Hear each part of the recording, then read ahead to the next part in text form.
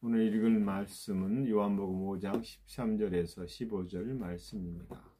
이 말씀을 따라서 오늘 담대하게 기도하라, 이 말씀으로 하나님 말씀을 전하겠습니다. 오늘 기도에 대해서 좀 나눌까 합니다. 여러분, 하나님 앞에 기도할 때에 어떻게 기도합니까? 대부분 기도 그러면 기도와 관련된 것들은 하나님 앞에 무엇을 요구하거나 요청하는 쪽으로 기도를 많이 합니다. 그죠? 하나님 어떻게 해주세요 라는 기도입니다. 전에는 몰랐지만 제가 복음을 알아가면서 우리의 기도를 조정할 필요가 있다라는 생각을 했습니다. 십자가의 구속을 부인하는 기도들도 많이 하더라고요. 이게 기도가 이렇게 하는 게 아니구나라는 생각을 했습니다. 그러니까 무엇을 얻기 위해서 나가는, 요청하는 쪽에 포커스가 훨씬 많습니다. 그런데 그 요청하는 것에 대한 이해가 부족하다 보니까 그냥 이방신들이 구하는 것처럼 구한다라는 거죠. 우리의 기도의 모본은 예수 그리스도입니다. 그분을 성경에서 기도하는 모습을 보면 새벽 미명에 혹은 밤샘에서도 기도를 하셨고요. 잠시 기도하러 한적한 곳으로 가시기도 했습니다. 그리고 그분은 골방에서 기도하라는 말도 하셨습니다. 물론 그 내용에 대해서 구체적으로 그분이 어떤 기도를 하셨지라고 말할 수는 없습니다. 왜요? 구체적으로 나오지 않았기 때문이죠. 그러나 그분의 사역을 통해서 짐작할 수 있는 것은 그분이 하나님의 자녀로서 또 그 나라를 이 땅에 나타나기 위해서 어떻게 하나님과 교제했는가를, 그리고 그분의 뜻대로 구했던가를 알 수 있습니다. 예수님은 하나님께서 보여주고 또 들려주었던 것들을 그대로 하였다라는 말은 결국 기도 가운데서도 동일한 것이 있지 않았나라는 생각을 합니다. 여러분, 기도 생활은 기도하는 사람이 말씀과 지속적으로 접촉하게 할 뿐 아니라 하나님 아버지와 성령님과 실제로 만나게 하는 사건이다, 혹은 그런 순간이다라고 말할 수 있습니다. 다시 말하면 기도라고 할 때, 기도는 말씀을 가지고 말씀대로 기도할 때에 우리는 말씀과 접촉한다라고 말할 수 있습니다. 그런데 그 말씀은 하나님 말씀이기 때문에 그냥 기도문을 읊조리는 게 아니에요. 물론 기도문을 읊조렸을 때에도 정말 좋은 기도문을 마음을 다해서 그 기도문과 하나 된 것을 기도할 때는 상당히 우리에게 감동을 줄 수 있습니다. 제가 어느 날 버스 타고 갈 때에 어떤 분이 열심히 노트에 적은 것을 보고 계셨어요. 자세히 봤더니 기도문이 있더라고요. 그분은 천주교인은 아니었지만 우리가 알고 있는 일상에 대한 기도문을 읽고 있었습니다. 그건 읽는 것이 아니라 그분은 그 마음을 담아 기도했을 것입니다. 그것을 탓하는 것이 아니라 그렇게 기도문을 가지고 기도하는 분들도 계시다라는 겁니다. 그러나 우리가 기도를 통해서 하루를 위해서 또 그분의 마음을, 그분의 힘을, 그분의 고요함을, 그분의 사랑을 얻을 수 있습니다. 그리고 이 실제적인 기도를 통한 만남이 우리 생활에서 정말 가치를 가진 어떤 영적 반응과 경험들을 하게 된다라는 겁니다. 여러분, 기도의 문제에 있어서 가장 큰 고민 중에 하나는 우리가 믿음의 기도를 하고 있느냐라는 것입니다. 믿음의 기도라는 것은 내가 기도했을 때 하나님이 응답하신다라는 확신한 신실한 고백들이다라는 거죠. 그런데 믿음의 기도라는 것은 믿음의 말씀을 가지고 그 약속을 고백할 때에 우리는 그 믿음의 기도를 사실에 근거해서, 즉 말씀에 근거한 고백이다라고 말할 수 있습니다. 그래서 우리가 기도할 때 말씀을 고백하는 이유가 뭐죠? 그 말씀이 그 고백을 실행하시는 분이 하나님이기 때문이에요. 아브라함이 그렇게 기도를 가지고 하나님 말씀을 근거로 하나님 앞에 소돔과 고모라에 대한 기도를 했거든요. 그래서 말씀으로 기도하는 것은 그분의 능력을 나타내게 하는 것입니다. 또 이 말씀의 기도는 반드시 역사할 수밖에 없다라는 거예요. 왜요? 그 말씀을 기록한 분이 하나님이시기 때문입니다. 그리고 이 기도의 전제는 항상 내 뜻이 아니라 아버지의 뜻대로 기도할 수 있게 된다라는 겁니다. 제가 지금 말씀드린 이 기도는 말씀을 가지고 기도하라라는 거예요. 그래서 이 기도를 할 때에 우리는 하나님 앞에 담대히, 그리고 아무런 죄책감 없이, 정죄감 없이, 그리고 어떤 열등감 없이 하나님 앞에 설 수 있다라는 겁니다. 이 기도에 대한 얘기 중에 우리가 먼저 알아야 될 것이 몇 가지가 있습니다. 첫째는 우리가 그리스도 안에서 어떤 존재인가에 대한 고백입니다. 그것이 뭐냐면 고린도후서 5장 17절과 18절에 나오는 말씀일 것입니다. 즉 그리스도 안에서 새롭게 태어난 새로운 피조물에 대한 고백입니다. 그런즉 누구든지 그리스도 안에 있으면 새로운 피조물이라. 이전 것은 지나갔으니 보라 새 것이 되었도다. 모든 것이 하나님께로서 났으며 그가 그리스도로 말미암아 우리를 자기와 화목하게 하시고 또 우리에게 화목하게 하는 직분을 주셨으니라고 말합니다. 누구든지 그리스도 안에 있으면이라는 이 말씀을 주목하십시오. 믿는 자는 단번에 영원히 예수 그리스도 안으로 들어가 버렸습니다. 그래서 나를 발견하고자 하면 어디서 발견되냐면 그리스도 안에서 발견돼야 된다라는 겁니다. 내가 만약 그리스도 밖에서 발견된다면 그는 이방인이요 거듭나지 못한 자요 거듭남에서 떨어졌던 사람일 수도 있습니다.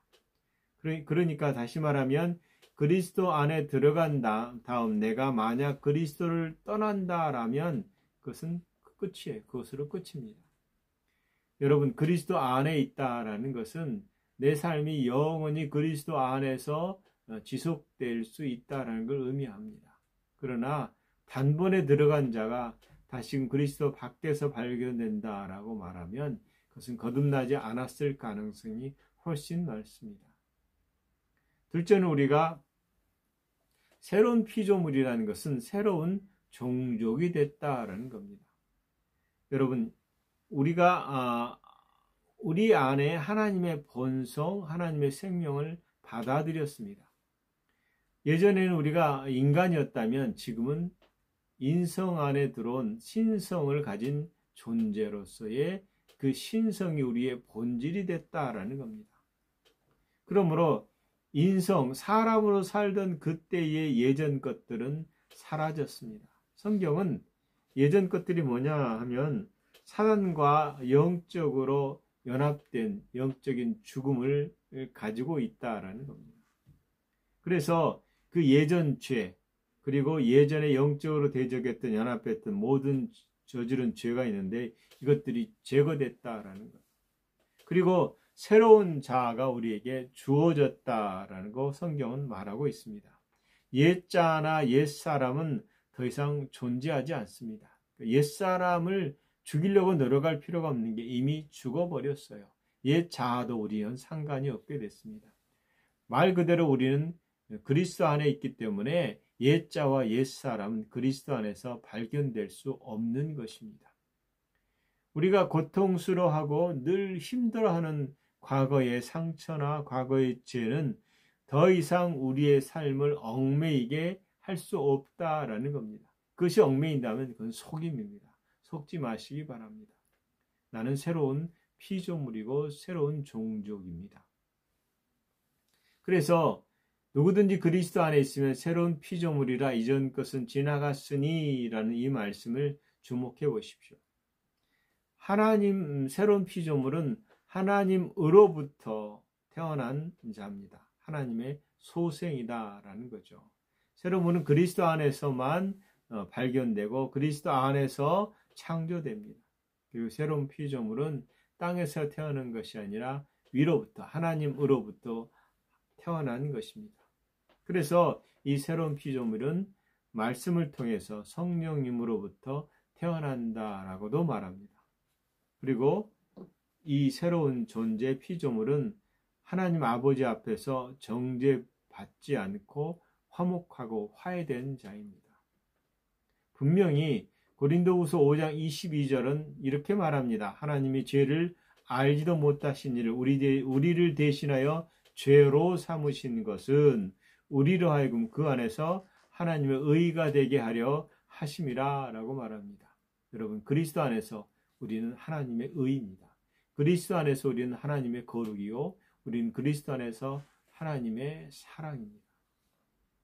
새로운 피조물이 되는 순간 우리는 하나님의 의가 되었습니다. 하나님의 의는 아무런 죄책감이나 열등감이나 정죄감 없이, 수치감 없이 하나님 앞에 설 수 있는 능력을 의미합니다. 그러므로 새로운 피조물은 우리가 하나님의 아들과 딸이 됐다라는 사실입니다. 그분이 우리를 재창조하시고 그분이 우리에게 하나님의 본성을 전이하셨습니다. 하나님의 본성을 우리에게 주신 다음에 여전히 우리가 비참한 정죄나 저주 아래 그냥 하나님이 두셨다면 이것만큼 비정상적인 일이 없을 겁니다. 내가 아무런 죄책감이나 열등 없이 하나님 앞에 임재 앞에 설 수 없게 된다면 이것 또한 비정상적인 일이다라는 겁니다.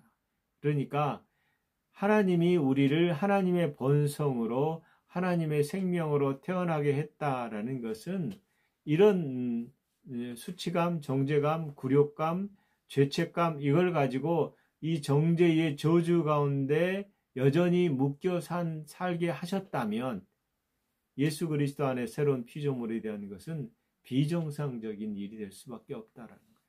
하나님은 우리를 이 모든 것에서 끝장내셨습니다.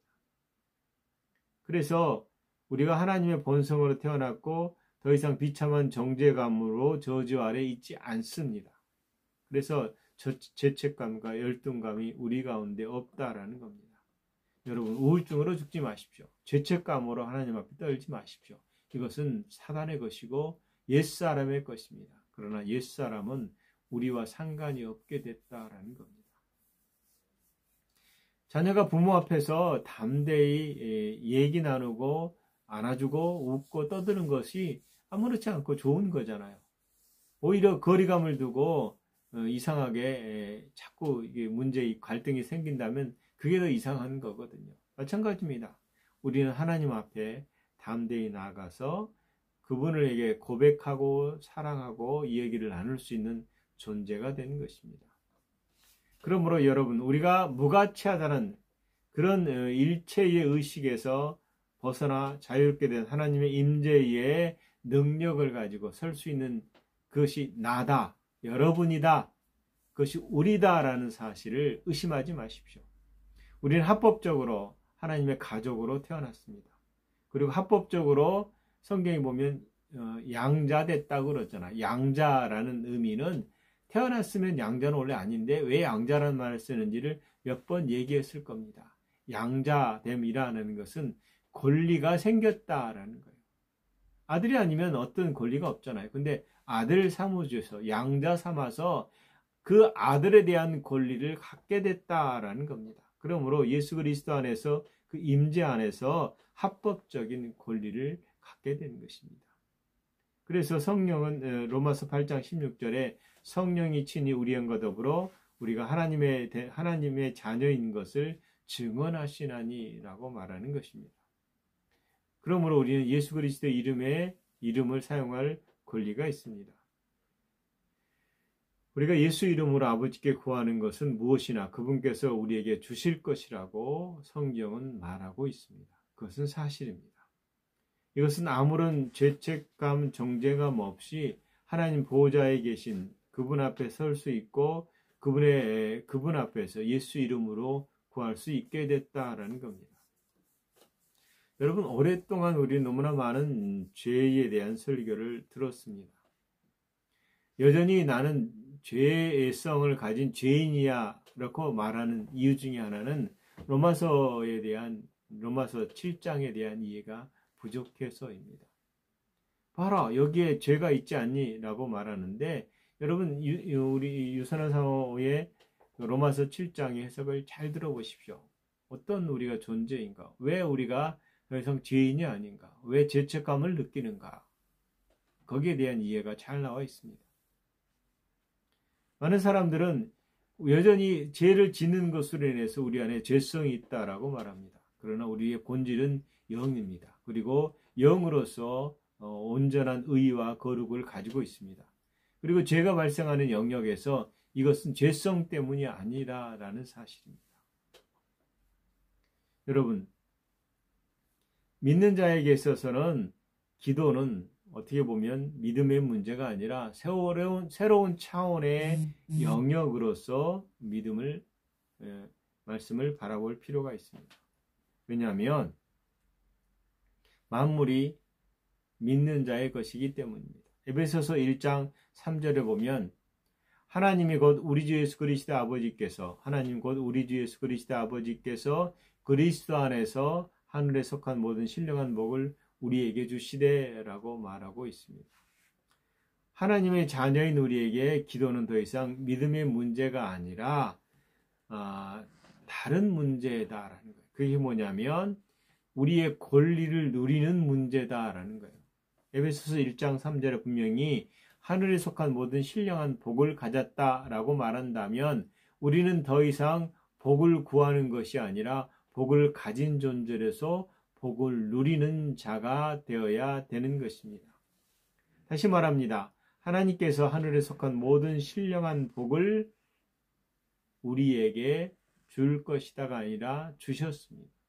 모든 그리스도인들은 하늘의 신령한 복을 가지고 있습니다.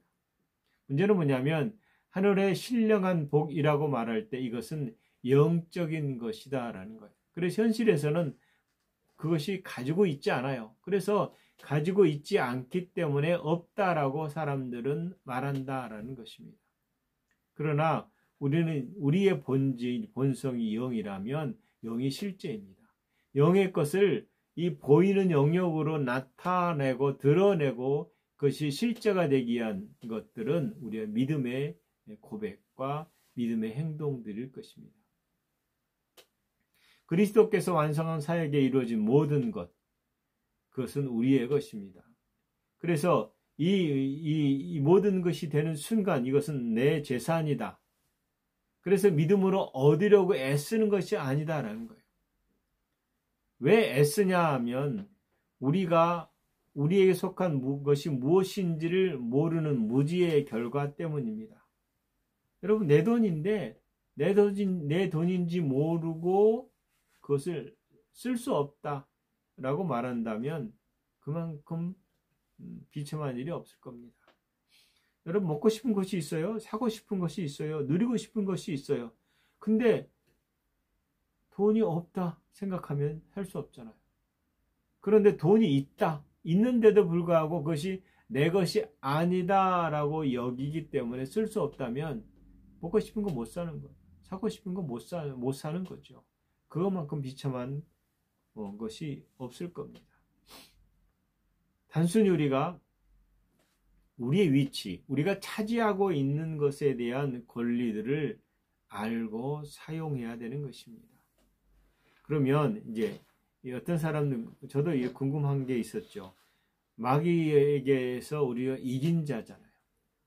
사단은 패배한 자잖아요. 그런데 성경이 마귀랑 여전히 싸우는 것으로 얘기하는 것들이 있거든요. 그래서 그는 왜 마귀랑 싸워야 되죠? 왜 대적해야 되죠?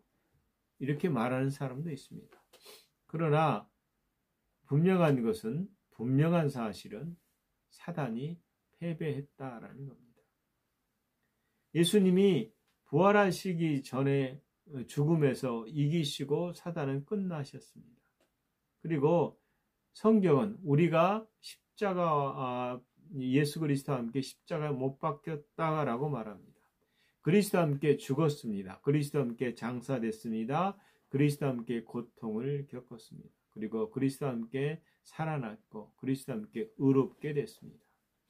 그리고 그리스도와 함께 사단을 정복하신 다음 그리스도와 함께 일어나서 그리스도와 함께 하늘에 앉혀 있습니다.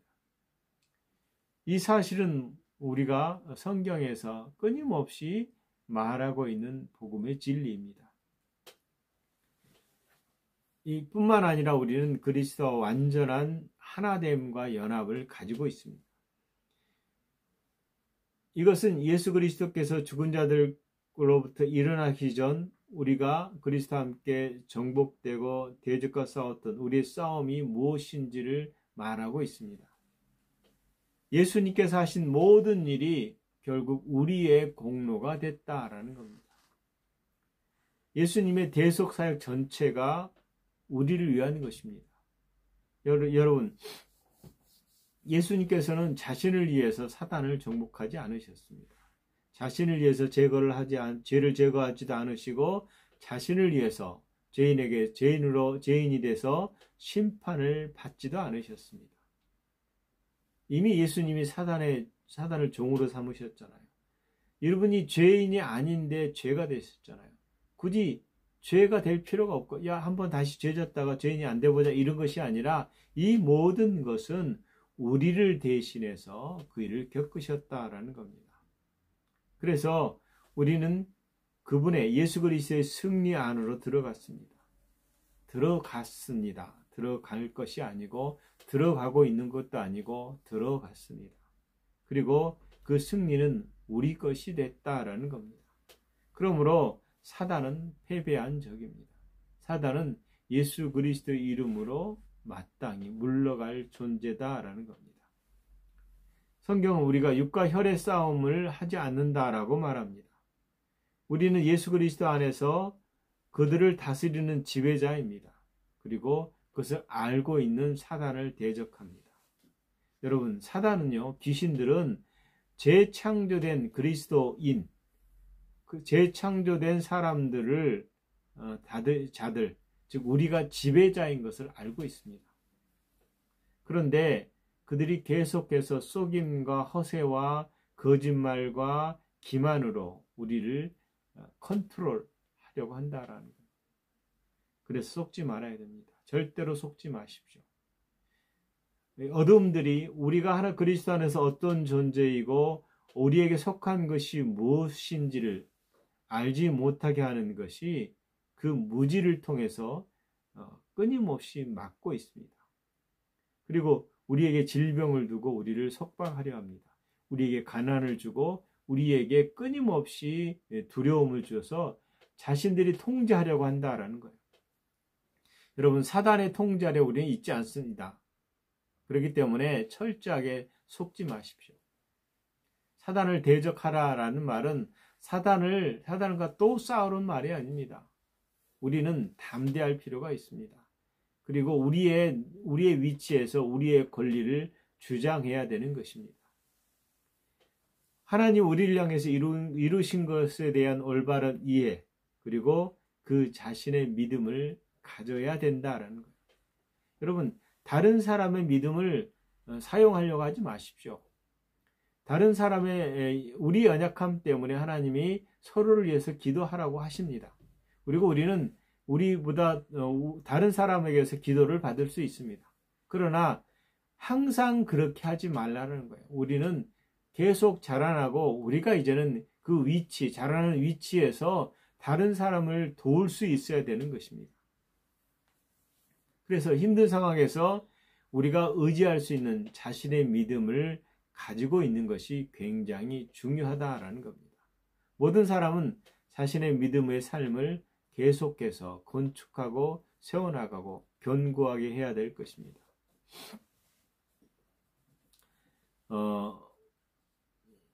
우리가 기도한다라고 말할 때 어떤 사람들은 울고 흐느끼고 슬퍼하고 고통스러워하면서 하나님 앞에 뒹구는 사람들이 있습니다. 물론 어린아이란 말은 자라지 않은 상황에서는 그럴 수 있습니다. 그러나 우리의 위치, 우리의 권리, 우리가 누구인가를 알아갈수록 이런 기도들은 사라질 것입니다. 그리고 우리의 기도는 담대한 기도가 될 것입니다. 믿음의 기도가 있다면 이런 울부짖음, 흐느낌, 그리고 하나님 앞에서 그렇게 나는 너무 불쌍해요. 이렇게 막 기도하고 그런 기도를 하지 않을 것입니다. 왜냐하면 예수 그리스도 안에서 예수 이름으로 구하는 것마다 성경은 얻게 된다라고 말하기 때문입니다. 그러므로 우리의 기도는 오히려 기쁨과 감사와 사랑 가운데 해야 될 것입니다. 우리의 믿음의 삶을 도와주는 몇 가지 사실들이 있습니다. 첫째는 말씀은 우리의 것입니다. 이 말씀은 세상에 각각의 한 사람에게 주어진 말씀이요. 그 말씀은 모든 사람을 위한 말씀이기도 합니다. 모든 계시는 모든 교회를, 모든 인류를 향해 주어진 것이면서도 또 각각을 향해서 주어진 것입니다. 그러므로 여러분 이렇게 고백하십시오. 이 말씀이 내 것입니다. 누구도 내가 가지고 있는 것보다 더 나은 권리를 가지고 있지 않습니다. 모든 약속은 내 것입니다. 모든 말씀은 내 것입니다. 모든 사실은 나를 위한 진술입니다. 즉 하나님의 말씀이 모든 사람에게 각각의 그 사람을 향해서 모든 것을 주셨다라는 겁니다. 너희가 무엇이든 아버지께 구하는 것을 내 이름으로 주시리라 라고 말했습니다. 무엇이든지 아버지께서 구하는 것을 예수 그리스도 이름으로 주시겠다라고 말했습니다. 여러분, 그러므로 하나님 앞에 하나님 예수님께서 내게 말씀하셨다라고 고백하십시오. 그분이 나의 아버지시고 나는 그분의 자녀이다라고 고백하십시오. 그리고 내가 이 땅에 살 수 있도록 나를 돕는 것이 그분의 말씀이다라고 고백하십시오. 여러분, 주님께서 요한복음 15장 7절을 아버지께로 받아서 여러분에게 주셨습니다. 예수님께서 내가 한 말은 내가 아니라 아버지께서 나를 통해서 말씀하신다라고 하셨습니다. 그러므로 여러분, 하나님 말씀은 예수 그리스도를 통해서 우리에게 주신 것입니다. 너희가 내 안에 거하고 내 말이 너희 안에 거하면 무엇이든지 원하는 대로 구하라. 그리하면 이루리라 라고 말했습니다. 너희가 열매를 많이 맺으면 내 아버지께서 영광을 받으실 것이요. 여러분, 영광을 받게 될 것입니다. 그분이. 그 이유가 뭐냐면 내가 하나님 말씀 가운데서 말씀으로 구할 때에 반드시 열매가 맺어지기 때문입니다. 여러분, 내가 하는 기도, 여러분이 하는 기도는 반드시 응답된다라는 믿음을 가지십시오. 예수님은 죽음 앞에선, 그리고 죽어서 아예 썩은 냄새가 나는 이 나사로 앞에서 결코 두려워하지 않았습니다. 그리고 그분은 아버지 항상 내 기도를 들어주셔서 감사합니다 라고 고백했습니다. 우리의 심령에 이 고백이 있어야 된다라는 겁니다. 우리가 은혜의 보좌 앞에 나아갈 때에 우리 말이 기꺼이 그분이 경청하신다라는 사실을 의심하지 마십시오. 그리고 내가 예수 이름으로 구하는 것마다 무엇이나 받게 될 것이라고 믿으시기 바랍니다. 왜요? 그분은 그 말씀을 하신 분이시고 그 말씀에 대한 정확한 보장과 약속을 지키시는 분이기 때문입니다. 여러분, 하나님 아버지께서 지금 내게 편지를 쓰신다거나 전화를 한다고 생각해 보십시오. 그분과 통화할 수 있다고 생각해 보십시오. 너무나 즐겁고 즐거운 일일 것입니다. 놀라운 일일 것입니다. 마찬가지입니다. 하나님은 우리에게 각각의 사람에게 편지를 쓰셨습니다. 그 편지는 다른 사람이 아니라 각각 내게 쓴 것입니다. 그래서 이 내게 쓴 이 거룩한 편지를 다른 사람은 보지 못한다라는 겁니다. 그리스도의 편지는 각각에게 말씀으로 보내진 것이지만 이 말씀이 또한 연합되어 있다라는 겁니다. 하나님은 사랑이시고 그분은 우리에게 내게 성경이라는 편지를 쓰셨습니다. 예수님은 사랑을 드러내시고 그것을 위해서 우리에게 오셨습니다. 그리고 그 사랑의 계시를 말씀 안에서 우리에게 주셨다라는 겁니다. 여러분, 예수님이 지금 사랑의 메시지를 내게 말씀하고 있습니다. 너희가 내 안에 거하면이라면 우리가 그리스도 안에 거하고 있습니다. 그리고 새로운 피조물입니다. 확실히 우리가 그분 안에 있습니다. 확실히 사랑하는 이의 말씀이 우리 심령에 거합니다. 그러므로 우리는 그분의 뜻대로 구할 수 있는 자가 됐다라는 겁니다. 여러분, 의심하지 마십시오. 담대하십시오. 예수 그리스도의 말씀을 기속적으로 여러분 마음에 두십시오. 그리고 그것으로 말씀하십시오. 우리에게 예수 그리스도의 이름을 주시고 성령님도 주셨습니다. 그러므로 우리의 기도가 담대할 수 있는 이유는 우리가 구하는 것마다 얻게 되기 때문입니다. 그것이 얻는 이유는 그분의 말씀으로 우리가 구하기 때문입니다. 오늘은 여기까지만 하겠습니다. 하나님 말씀을 구할 때에 기도할 때에 하나님 말씀으로 구하십시오. 내가 하나님의 아들을 믿는 너희에게 이것을 쓰는 것은 너희로 하여금 너희에게 영생이 있음을 알게 하려 하심이라 라고 말했습니다. 우리는 영생이 있습니다. 그리고 그를 향하여 우리가 가진 바 담대한 것이 이것이니 그의 뜻대로 구하면 무엇이든지 얻게 돼 있다라고 말합니다. 그리고 무엇이든지 구하는 바를 들으실 줄을 우리가 안즉 우리가 그에게 구하는 것을 얻은 줄도 안다라고 말합니다. 여러분, 구했으면 받았습니다. 고백하십시오. 그리고 얻으십시오. 그래서 이 담대한 기도를 통해서 하나님을 알아가는 여러분 되시기를 예수 그리스도 이름으로 축원합니다. 기도하겠습니다. 하나님, 우리를 사랑하시고 우리를 그리스도 안에 부르시고 그 안에서 자녀 삼으시고 예수 그리스도와 동일한 상속자로 있게 해주셔서 감사합니다. 우리를 부족함 없게 하시고 날마다 그리스도 안에서 그 하늘나라의 풍성함을 나타낼 수 있도록 우리를 부르셔서 감사합니다. 그러므로 우리가 죄책감이나 의심이나 우울이나 두려움이나 어떤 것도 우리를 하나님 앞에 나아가는 것을 멈추게 할 수 없습니다. 우리 것이 아니기 때문입니다. 우리는 그리스도 안에서 온전한 의와 거룩을 가지고 있습니다. 그러므로 우리가 아버지 앞에 나와서 우리의 구할 것을 예수 그리스도 이름으로 구하고 구할 때마다 얻게 하시니 감사합니다. 우리 삶에 얽매였던 모든 것이 꺾여지고 또 부러지고 파쇄됐음을 선포합니다. 우리 육신 가운데 있던 모든 질병도 우리와 상관이 없으니 감사합니다. 아버지의 생명이 우리 육체 가운데 풍성하여져서 부르시는 그날까지 건강하게 살게 하시니 감사합니다. 그러므로 의심과 모든 악한 더러운 질병은 우리 것이 아니므로 우리 몸에서 예수 이름으로 떠나갈지어다. 하나님 감사합니다. 보혜가 우리 것이고 지혜가 우리 것입니다. 그러므로 우리 삶 가운데 가난을 가져오는 모든 것들은 떠나갈지어다. 우리 삶에 우리가 형통한 자임을 선포하노라. 감사합니다. 하나님 홀로 영광을 받으시옵소서. 예수님 이름으로 기도합니다. 아멘.